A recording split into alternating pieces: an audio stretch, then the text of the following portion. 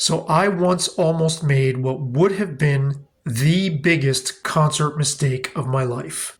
In 2006, James Brown headlined what was then called the Rochester International Jazz Festival. I was one of 3 contributors to our alternative news weekly covering the festival.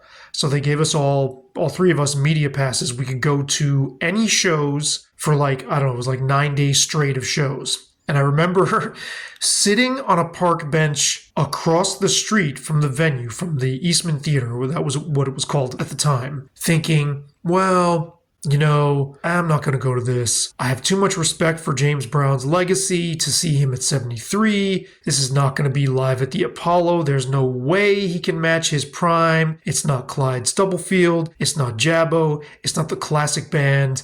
It's going to be somebody, way into old age who just won't deliver. I won't go. And something, I guess good sense, like nagged, kind of whispered in my ear, like, what are you, crazy? Go. You can always just walk out and go see something else if you're not into it. And I got to tell you, that was one of, if not the most high energy performance I've ever seen in my life. Boy, was I wrong. This dude brought it and then some. He tore the roof off the joint. There was just something about the grip of energy that he had on the place. And the band was just like firing on all cylinders. He was driving them. He did the thing with the cape, like the consummate showman. And in my review of the show, I wrote, the groove was so potent, so lethal, that I almost got a kind of altitude sickness from it, but in the most amazing way. And I typically will refuse. I'll decline the opportunity a lot of the time to go see artists when I think they're past their prime. And I don't always think that's a mistake. I think, if I want to remember an artist at a certain peak, seeing them when they're clearly past that point can kind of leave a lingering impression that I don't want to be left with. But in this case, am I glad I went. That would have been a disaster. And I don't know that there would have been any way that I would have known. There's no footage of that concert on YouTube.